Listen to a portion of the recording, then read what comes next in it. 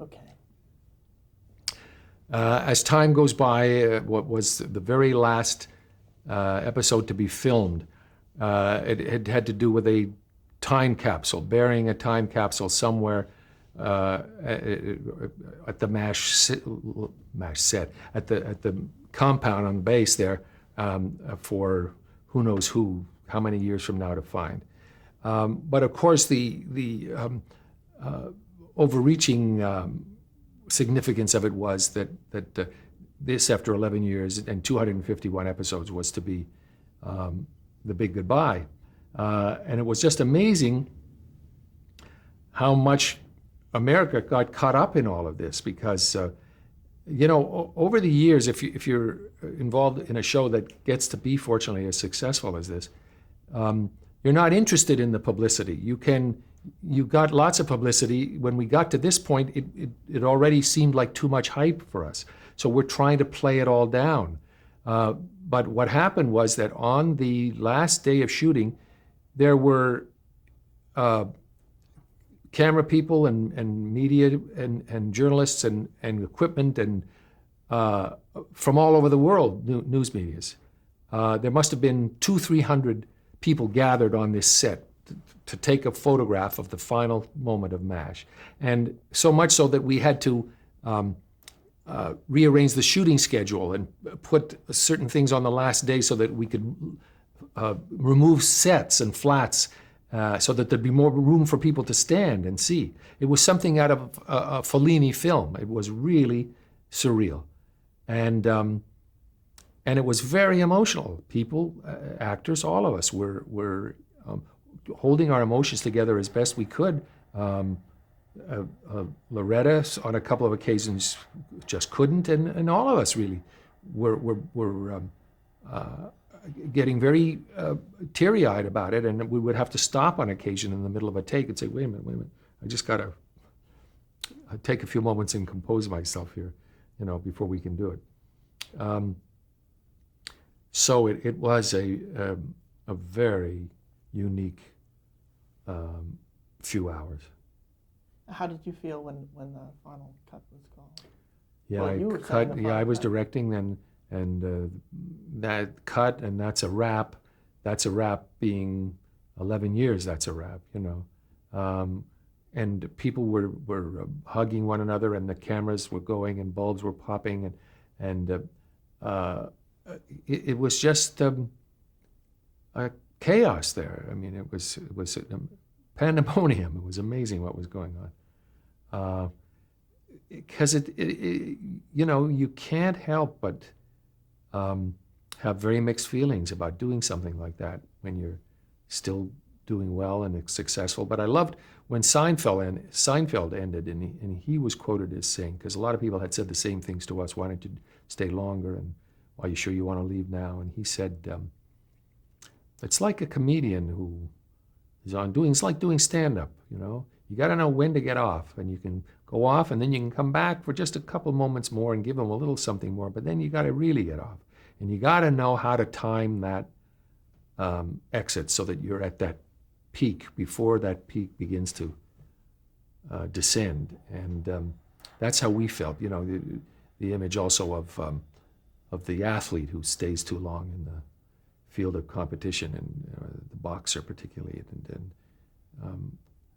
it just, for us, it was time, and the network certainly didn't want us to stop, and the studio didn't. Nobody really did, but we felt we'd done our best and done it long enough, and particularly in terms of story material, that we were in grave danger of repeating ourselves a lot, and it was time to stop. I want to mention just a few names, if you could just briefly tell me who they were and what they did, and we'll move on to the next one.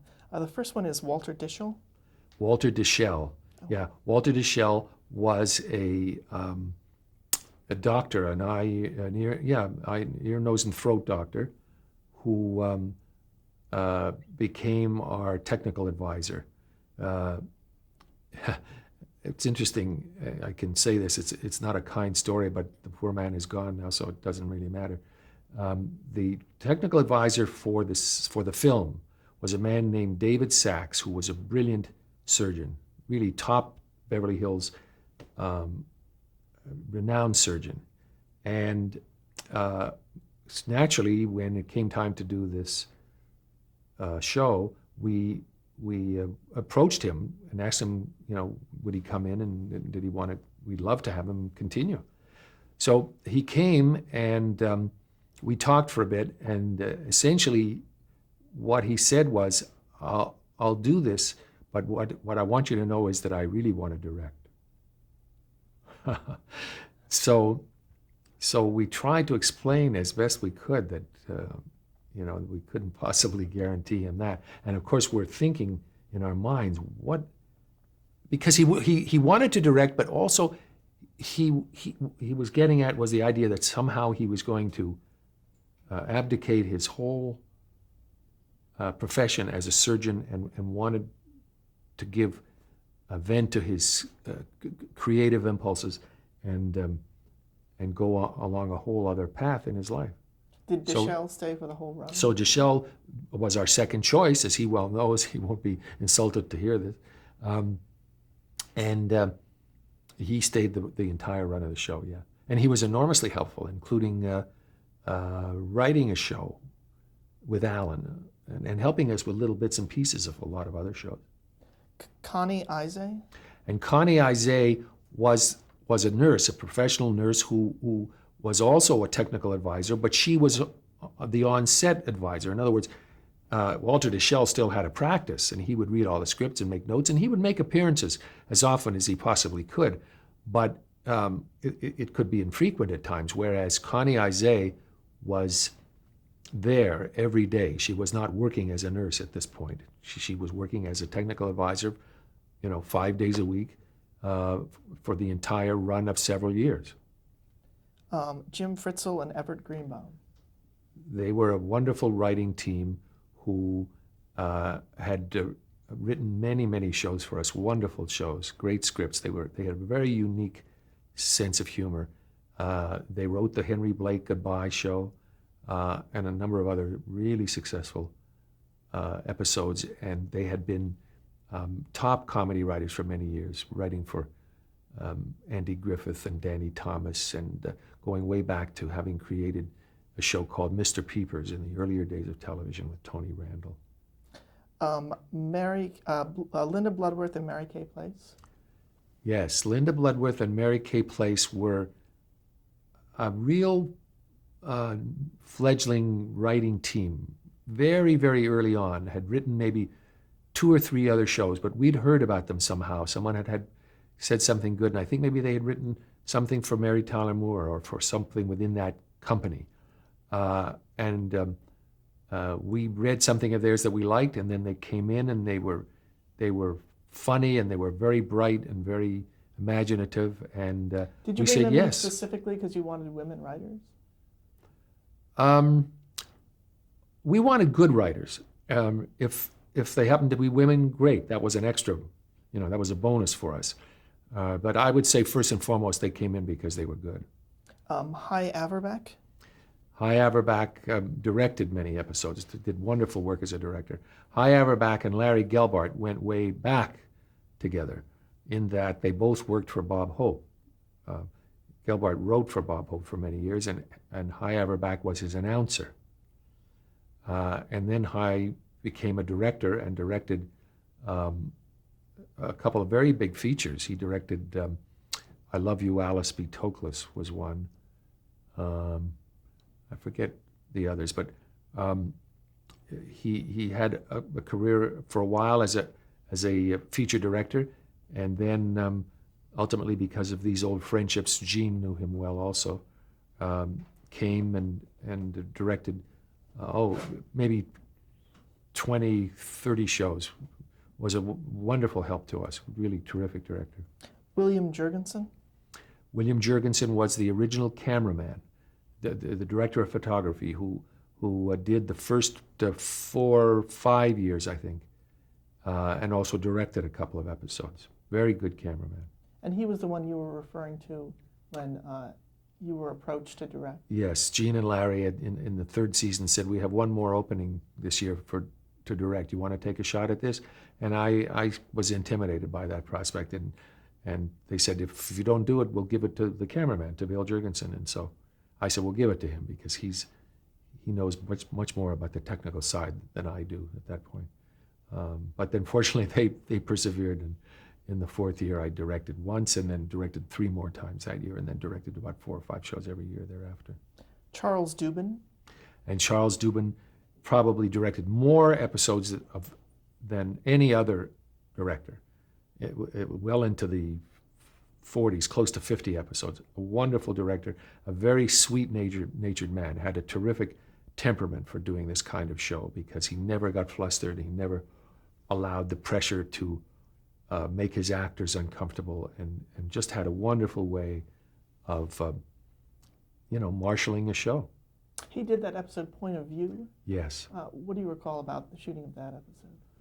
Well, that was a show that utilized what's called the technique of subjective camera, in which the camera sees everything, and the character who the camera represents is the story unfolds as seen through his eyes. So in this case, we did a casualty coming into the MASH and seeing everything through his eyes.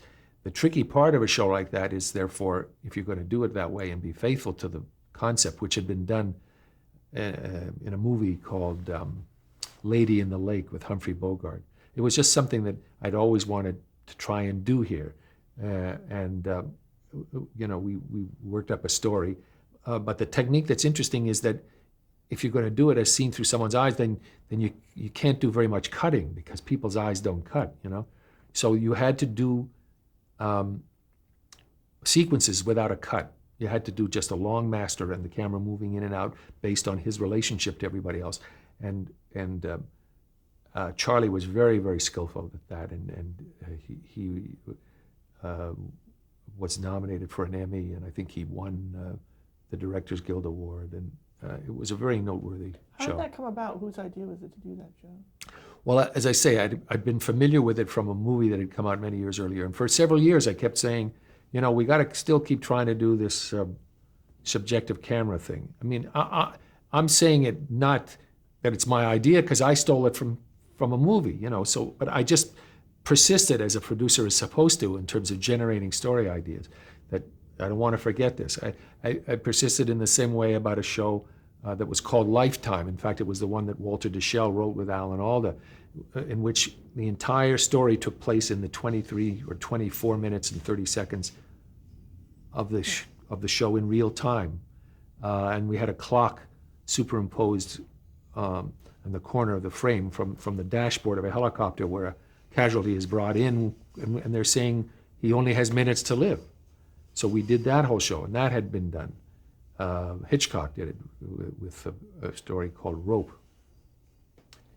So there were a number of things like that because we kept trying to kind of spread the parameters and do different techniques and kind of spread your wings a little bit and go in different directions and serve different creative impulses, which when you're going well, when a show is successful, they leave you alone and let you do. CBS, I must say, did that, but that was several years in coming, as I've told you, in terms of the concerns in the early seasons before you get to be as successful as ultimately we did. Before we get to the final movie, did you have any interference from standards and practices throughout the run? Oh, yes. Oh, yes. And it's astounding when you think about standards and practices, censorship, censors as they are known, between then and now. Because we're talking about 30 years ago, 30 to 25 years ago, roughly. And versus what can be done and said now on television. I mean, it's just astounding. We were once bleeped on the air because a censor held firm to a position and pointed it out to us very late in the game, or else we hadn't agreed to do it until very late in the game. So the show was about to go on the air, and the only thing they could do was, literally bleep out the word breast, because Radar, in the most innocent of circumstances in the story, said that he was talking about having a little imaginary animal as a pet, and like Harvey the rabbit, and he said something to the effect that his was a female something. I don't even know what it was. Doesn't matter. And he said, just like Harvey, only with tiny, tiny breasts. Boop. Now, does that kind of conjure up the contrast between then and now? But also, you know, you would trade hells and dams. You would say, well, I'll give you 6 hells, but we want to keep this one dam or that crap. And then we used to love to put stuff in and to see if we could get it to squeak by. And Klinger, you know, had this pattern of a very flowery language when particularly a senior officer would say something. Oh, absolutely, sir. Your wish is my concern, my command, whatever. You know, we get very flowery in Florida about it. And he once said, "Absolutely, right away, your VIPness." And we just waited to hear. And I must say they did, because in the it's a little bit elusive, because in the script it says VIPNESS, like highness, you know. And you're only getting VIP, you're not getting the spelling for penis, but they got it. One thing you said off camera that I want to make sure we get is you had mentioned that you went to a conference and you had met a doctor who had served in a Yes. NASH. Will you please tell that story? Yes. I had loved interviewing doctors, and one doctor who I'd interviewed said to me one time, called me up. I had an ongoing relationship. I'd interviewed him 2 or 3 years earlier, and he said, you know, I'm going to a convention in Chicago it's like a reunion of all these doctors that were in, I forget the number, but it was like the 8063 or something like that. And it was a unit for hemorrhagic fever. That was a very big problem there. It was a very serious disease that was spread by rats, and they used to have units specifically to try and deal with hemorrhagic fever. So I went to this reunion, and I met a lot of doctors and interviewed them all. It was just great. My wife was from Chicago, and it was a wonderful time for us there. And one doctor who had been a graduate of Northwestern and now taught at Northwestern and was on the faculty, and he said to me, I want to thank you because you've made me a hero to my family. Apparently for years he had been in Korea and had talked very little about it. And this was like 78, so he had been there almost 30 years earlier. And he says, after 30 years, I now talk to my kids because they want to know everything about it all. And my kids bring in their friends from the neighborhood, and they all come because they have this idea that somehow I'm Hawkeye. And how meaningful that was for him to be able to finally share that with his family and have them truly understand what he'd gone through. Because, you know, you read from time to time in every war, and I used to read it a lot, particularly about World War II, that men would come home and never one word, not one word in 40, 50 more years of family life was ever spoken about that experience, because it had been just so incredibly painful for that man, that individual, that he couldn't conceive of ever being able to talk about it. So that was a memorable moment, yeah. Let's talk about the MASH finale. When was it decided that it was going to be movie length? It was going to be always going to be 2 hours. I mean, that was the agreement, because it was going to be like a 2-hour movie. And then as we were shooting, and we had so many elements to tie together and so many people to say goodbye and all of the stuff we wanted to do, and one day I called up to CBS and said, you know, we have more material here. There's more than 2 hours. We could easily go 2.5 hours. Is that of interest to you? And they called back and said, yeah, you bet, because they... Who is it that you called? Well, I started with a guy who was the liaison to the show. His name at the time was Chuck Schnabel, and he worked for Bud Grant. These were all men in the executive hierarchy of CBS at the time. And was Charles Dubin going to direct it, or was it Alan Alda the whole time? Alan Alda and I were going to direct it. And the Directors Guild, that is ever watchful for producers who try to kind of exert their influence and muscle and take credit for something that they don't necessarily deserve, said, no, we won't allow that. He's the producer, and if you want to direct it, you can direct it, but you can't have both names on there. And I mean, I had no compunction about the legitimacy of why I was to be involved, and Alan certainly didn't. He wanted me to share it with him, but so we had no complication with that. But I could see the Directors Guild's position in that too, so that was fine. So he directed it. How was the show written? I know there's a list of writers. Yeah. How exactly? Was there a big room? We had decided that because all of us were involved in so many other things, that Alan would write it as the through line. In other words, Alan would be involved from page 1 to page 125, whatever it was, you know. But that he would co-write it with each of us, or in some cases where it was a team, you know, pair of writers, by taking acts. You know, I had Act 5 or whatever, and two writers had Act 4, and these two had Act 7, and all the actors worked with him, all the writers worked with him on individual acts comprising, you know, the scenes that were in that, but Alan stayed as the one through line. And what was your contribution as a writer to that piece? Well, I don't remember which act I wrote now, frankly, because I was involved in all of it really at one time or another. As were the others, we would ultimately rewrite together, like you said, all in one room. But the initial pen to paper was done on that basis I've just described. But I had a fortunate experience in that I had been to Korea just a couple of years earlier, and I had specifically gone there to because Gene and Larry had been there in '74 when there were still a few MASHs there. They got all their stuff from hospital facilities. But when I went, there was only one more MASH left. And I was interested in going to get the civilian perspective. I wanted to know how civilians had been affected by the war. And I heard a lot of stories, but two that I was able to bring home in terms of saying, we got to use this. And one was the entire opening of that show having to do with the woman who kills a chicken in the back of the bus, and then it turns out that it wasn't a chicken, it was her baby, and Hawkeye had seen all of that, and now he's had this breakdown because she's killed this infant.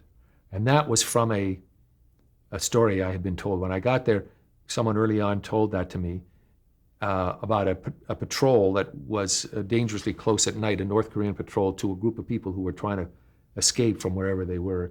And there were like 40 or 50 people under a bridge, and one woman was a woman with a baby, and the baby started to cry and jeopardized the safety of all these people, and ultimately the baby was smothered and died.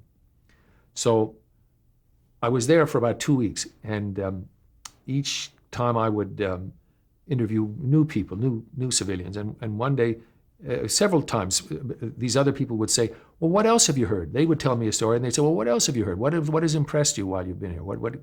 What's memorable in terms of what you've learned here? And I would always repeat this story. Well, the story that I heard about the baby, and in every case, their reaction was, oh yeah, well, I remember a story like that too. And there's to us, in hearing that story, and to me, having first heard it, that has an enormous impact.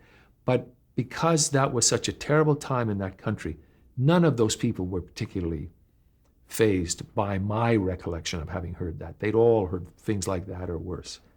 That was meaningful in and of itself. But certainly that became the whole thrust of how and why Hawkeye was in a convalescent hospital under the treatment of the psychiatrist Sidney Friedman. And the other thing that was always kind of interesting to me was I met several guys who were in Korea who had been in the army and had elected to stay there. They were now civilians, but they wanted to stay. They liked Korea, and maybe they'd gotten involved with a Korean woman, and for one reason or other, they liked to stay there. Well, that, of course, a light bulb goes off immediately. Who's the one who's the least likely to ever want to stay in Korea. Klinger, of course, the guy who spent 11 years trying to get out. So that was how we constructed the whole relationship with this young, very attractive Korean woman who he fell in love with and ultimately married. And that became a whole thrust for the resolution of Klinger's character, the fact that he was going to stay there. And that became a part of Aftermatch as well, because he brought his bride, his war bride, home with him. During the shooting of the final film, there was a situation with the fire. Could you talk about that?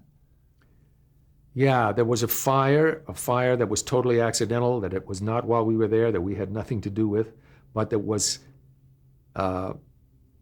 interrupting scenes yet to be shot. All of a sudden, we don't have scenes that we can shoot.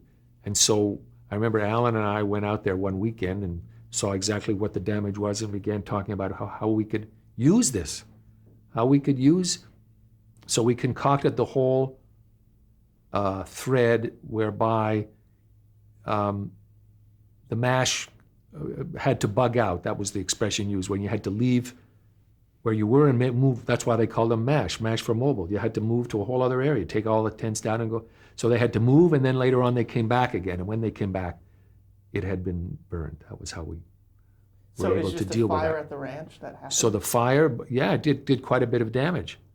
And but we used that. We had them all. Well, I remember Colonel Potter particularly came back, and he'd seen it all. We didn't dwell on every single character in terms of their reaction to the fire, but very importantly, he was involved. Did you have to rebuild sets? Yes.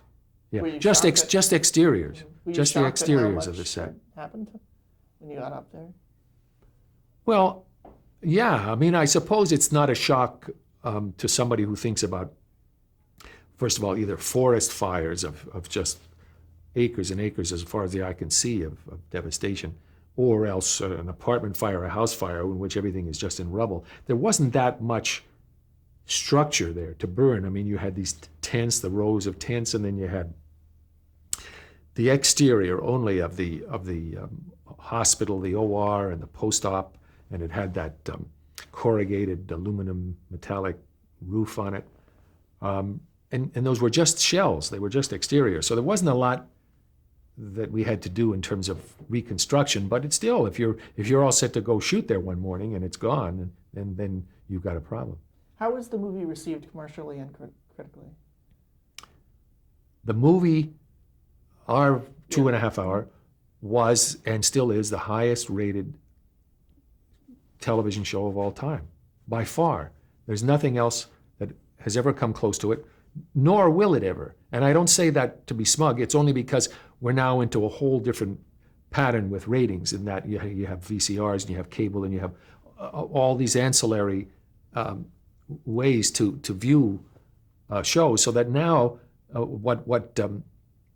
a show that gets the #1 rating here, like, let's say, like Friends, numerically, that rating in the 70s, that show might have been 50th, because the audience was just so much greater. Okay, we're going to stop here.